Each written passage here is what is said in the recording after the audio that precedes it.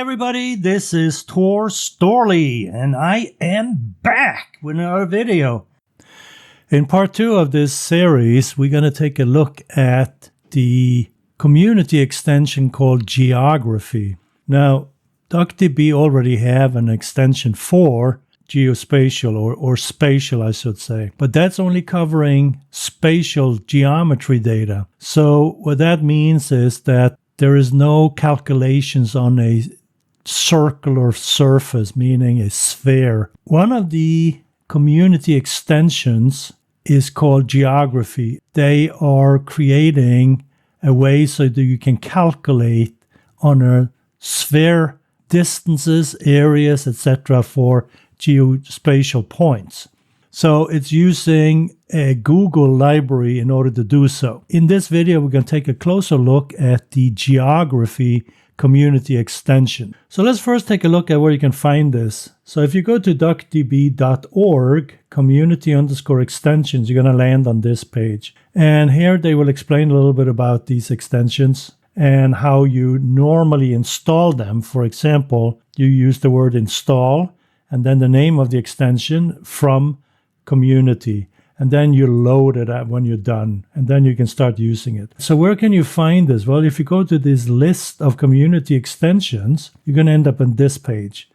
And here you can see on the left-hand side, they name the extensions that are available. And also there is a GitHub repository that you can go to. So if you scroll down here, we did cover one last time called HTTP_client. But in this video, we're going to look at the Geography extension. So when I click in there, you're ending up on this page right here. If you scroll down here, you can see here is a list of all the different functions you can use. And you can see some of them are scalar. There's also aggregates. And you can go through this yourself. So if you go into that Google library that looks like this, you're ending up on this page. As you look here, you can see that there is some overview. And when you click into this overview link here, you're going to end up on this page. And what I did was I used a highlighter and I highlighted some things I just want to point out. Now, in the past, I've been working with Geospatial in corporate setting with libraries that you find in SQL Server. And as part of that, you have to go in and work with projections, etc., etc. Now, I do have a video that I put a link to here that will explain a lot of the geography points that you probably should know about if you're going to work with geospatial data. And it's more like a primer for it, even though it's called SQL Server Geospatial Data. But the first video, I'm going to put a link on for you. And if you're interested in projections and how you transfer from a 2D map to a 3D surface, you should take a look at that. So as part of this, you can see here that the traditional cartography is based on map projections, which are simply functions that map points on Earth surface to points on a plane or map. Map projections create distortions due to the fact that the shape of the Earth is not very close to the shape of a plane. And that's exactly what I'm talking about by those projections that you can find in that video I mentioned on the primer, where I go through all this stuff. And I will talk about the Mercator projection and some other ones as well. So as you can see here, one of the drawbacks about using a Mercator projection is that it will distort on the north and the south poles. I don't want to go into details on this here, so make sure you check that video out. That will help you in understanding this much better. Okay, so this is not really using a map projection. It's just using calculations on a sphere, as you can see here. You can read through this yourself. What I want to point out is that this particular library is used to calculate points on a spherical surface. Okay, this particular library, you can use it with Python and you can use it with R as well. As you can see, I'm layering down here in bluish, and you can see it's written in C++. It's available in Go in case you're working with Go programming language. You can also find it and use it in Java. The way DuckDB uses it uses a wrapper around this library. And that's how you get access to this library. Okay, so in order to demonstrate some of this, I created this Python notebook in VS Code. The first thing we're going to do is import DuckDB. And again, so I'm pointing to my Python virtual environment for DuckDB. So let's run that. Okay, so we imported DuckDB. We're also going to create a connection to an in-memory DuckDB database. And I just specify some description of what an allow unsigned extension does here. And I'm not going to dwell on all this stuff. You can read it on your own. But here's an explanation what it does. So the next thing we're going to do, therefore, is create this connection. And if you would install this geography extension, you can use this kind of code. And I'm putting it into where my extensions belongs. I'm using the latest DuckDB version, 1.4.1. So therefore, when I point to this, it goes into under my username, .duckdb/extensions version 1.4.1/ and then it's my version is a Windows AMD 64. And I'm downloading this geography.duckdb extension. So that's why you see this. And since I already done this, I'm not going to run it. But I just want to visually show you what it will look like, okay? So you can install that. But I urge you to go and get the latest DuckDB version first, because this geography may not work if it's an older version, okay? So the first thing I want to do then is load this extension that I have installed. So I'm going to load that by using the load geography keyword. And now just to test it out, let's just try it out with select a point, and then we give it a lat and longitude. A long latitude. And we convert it into a geography object, and we give it a name. So let's run that. And here you can see we're getting a point, and it's of type geography, as you can see here. All right, so one thing that you can find in this library is a bunch of spatial functions, like I said, that it's pretty much the same as the spatial one, but that's based on geometry. This one is based on geography, meaning calculations on a spherical object. This library uses S2 as a prefix. The spatial extension uses ST, okay? If you want to go and read more about the wrapper library for this Google's S2 geometry library, I put the links in here. So you can just click on those and go to those URLs. So here, we're going to first try out this S2 num points function. And as you can see, this function counts the number of points in a polygon or multi-polygon. And in order to do that, you use this S2 num points. But I also use an internal function that basically can get you some country data. And I'm mentioning I want to get the country data from my home country of Norway. And I'm going to call that Norway num points. And the way I do this, I create a variable, and I'm using a docstring type of selection here, so I can write a bigger SQL statement. And then I'm printing out the connection, running that SQL statement, and pointing to this text. So let's run that. And as you can see, there's 84 points in this polygon. Okay. Another function we can run is this data city. Now this one will get the data. You can have one for country and one for city, and then you can list the name of the city you're looking for. So let's run that. All right, so that's the point for Oslo. Then you can also run a specified distance within other geography objects. So that will return a true or false. So this D within will test the distance within a certain number of meters, okay? So here, let's find out if this city is within that country's border. So I'm saying Oslo, is that within the country border of Norway? So this returns a polygon, this returns a point, okay? And then I'm testing if that point lays within the range of the polygon points. And then I'm using 30,000 meters. And I run that, and it says, yeah, that's true. So Oslo is within the polygon of Norway. Now, I can also test 30,000 meters between a city and a different country's border. For example, Finland is bordered to Estonia, and a city in Finland is called Helsinki.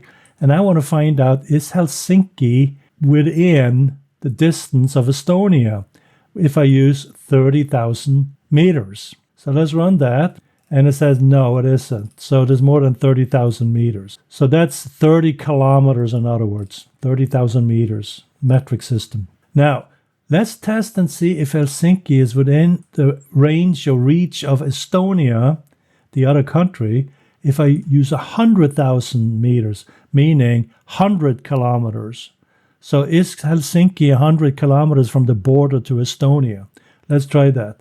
And it says true. So it is within the reach of that border if you use 100,000 meters. Another calculation we can do is S2 area.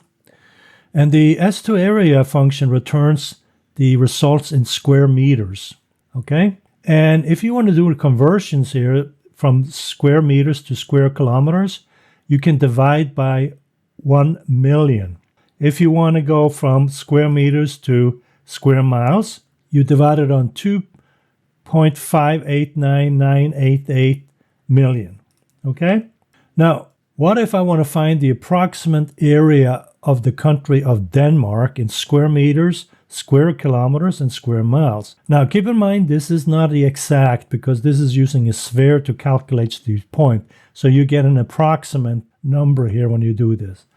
So let's run that. Here you can see I'm using a printf function. And if you have done any languages like C or C++ or Go and some of those languages, you might recognize this kind of print where you put these percentage and then you put a .0, meaning I don't want any decimals and I want it to be a floating number. So that's the F. Then I'm passing in the S2 area function and I'm passing in the S2 data country where I point to Denmark. So this will grab the polygon of the country of Denmark, and then it will calculate the area based on that polygon.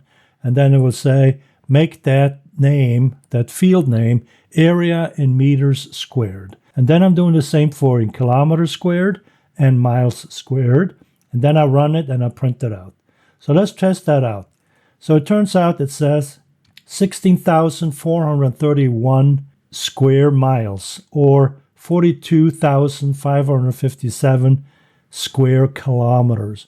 Now, in Google, if you do a search for this, a land area of the country of Denmark, let's try that out.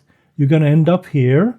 And if you compare it, you can see that land area is 42,933. Here it is 42,557 for square kilometers and 16,583 square miles, 16,431. Again, it's an approximation. It's not exact. But as you can see, you're in the ballpark with these numbers here for the land area. The total area includes lakes and so forth. Okay, so that's the area function. You can also see if one geography is contained within a second geography. So here what I want to do is I want to say select the contain function, but grab the polygon from the country of Estonia and check it and see if the city of Oslo's point is within that country. Okay, so I'm checking against and see if it's within the country. I'm getting it true or false, so it's false. Oslo is not within the border of Estonia, in other words. I can also try if the city of Tallinn is within Estonia. And Tallinn, of course, sits within Estonia, so you will expect the true here. And sure enough, you're getting it true. Another thing you can do in these functions is that you can use X and Y coordinates and you can query them out separately. So here what I do is I use this, grab the point for the city of Oslo, the lat and long point, and convert it into a geography object by casting it like this. This is shorthand for casting in DuckDB. And then grab the X coordinate and here grab the Y coordinate. And then print it out next to one another. So that's what I'm doing here. So the X coordinate is 10.748 and the Y coordinate is at 59.91 latitude. Okay, so this is the longitude away from London, England, the Greenwich Laboratory Observatory. And this one is the latitude. So again, refer to that video of mine that I do in SQL Server as a primer to understand this much better and how to calculate this stuff and figure out where they belong and why they are there. Okay, next one is S2 box intersect. So in other words, you're creating a box around. So if you have a polygon, then you're putting as close to those shapes as you can. You try to put that polygon inside a box, and that's what a box does. And then you want to find out if you put a box around one polygon, like the Norway, and you put the box around Sweden, do they intersect? Okay, so that's what you'll find out. Do they touch, in other words, on each other? So let's find out if that's true. Yes, it's true. And the reason is because Norway is bordered to Sweden. What if I try to see if Italy's bordered by this box is bordered to Norway? And of course, Italy is not close to Norway, so that should give you a false. So that makes sense. All right. Now, another thing we can do here is we can use VS Code for displaying data that we generate here. So what I want to show you here is I want to grab a file I have from my GitHub repository. It's a JSON file. And what I can do therefore is I can use the DuckDB read.json function, select everything from it, and point to my GitHub repository. And this is the URL that points to my JSON file out there on my GitHub repository. And then what I can say is this is the SQL query that I'm going to use. And I'm going to use this F string in Python, and I'm going to copy whatever I retrieve from here to this file. And that's going to go right here inside this directory I'm in. And I want the format to be JSON. So when I run it, I expect to see a new file over on my left-hand side here. So running, and there it is. So I just produced this file, but it's in a JSON format. You can go in to extensions. You can search for this GeoData Viewer. When you click on it, you can see this is what it looks like, and you install it. And it's really based on the Kepler GL. See, was it Uber who came up with this stuff? Anyways, you can read up on this. You can scroll down and study some of the things you can do with it. You can see there's a lot of stuff you can do with this stuff. So install that extension if you want to visually see the data. So let me close this screen and let me go back to my files. So what I'm going to do is I'm going to right click on this JSON file. I'm going to say view map. And when I click on this, you can see this JSON gets loaded into this viewer. And here you can see, here's all the counties in Illinois that I downloaded from that JSON file out on my GitHub. And also it gives you a little tooltip. Now I've done many videos in the past about using this kind of technique. And again, go and check those out. Anything that deals with geospatial and stuff. Okay. You can also add data. So if you have more than one file, you can put layers on the top of this. There's a lot of stuff you can do in here, but I don't have time to cover in this video. Okay, so I just downloaded a file here. Let's go back. And in this case, I want to create a file from within this S2 library. So I'm going to grab the countries and the cities and put them into one file. The way you do that is I select from countries here, as you can see, all the countries, and I'm going to inner join that on the cities, and I give it an alias for countries, an alias for city, and then I can refer to it here. So I say from countries, grab the name field and call it country, and from cities, grab the name field and call it city, and then grab the geography from the cities function here, and grab the geography from the country function as well. So I'm putting them all together into one file, and then I'm linking it on the intersection. So if the city is within the polygon of the country, then I pick it up. There's typically one city within each country here, so it's not going to be overwhelming much.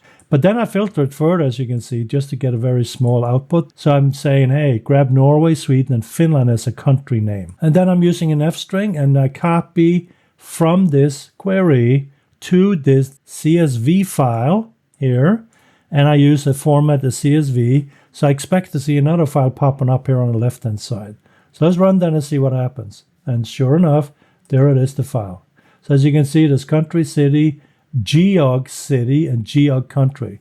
So the cities, again, is just the point. But here you can see the polygon of the country, okay? So that's the last one here. And some of them are multi-polygons, okay? So if I want to take a look at this, I can simply open a view map here. And as you can see, it shows up and it is plotted for me. And of course, you can do all kinds of variations here and change colors and so forth. But I just want to give you a quick view. And as you can see here, here's the city of Oslo. Here's Stockholm in Sweden, and here's Helsinki. And again, from this map, as you can see, if you zoom into Helsinki, you can see it's close to Estonia. And therefore, when I used the distance of 100,000, it was within that border, right? That's another way you can view this stuff. Let me close that. And then once I create that CSV file, I can also read from that CSV file.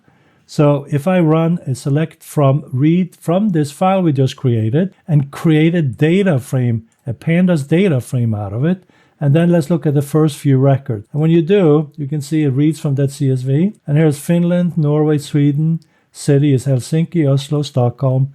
And here is the point value for the cities. And here is the polygon and multi-polygons for the country. Okay, so that's it for this community extension geography. I hope you liked this video. And if you do, give me a like and consider subscribing to my channel. That'd be fantastic. Hey, I look forward to see you in the next video. Have a great day, night, wherever you happen to be in the world.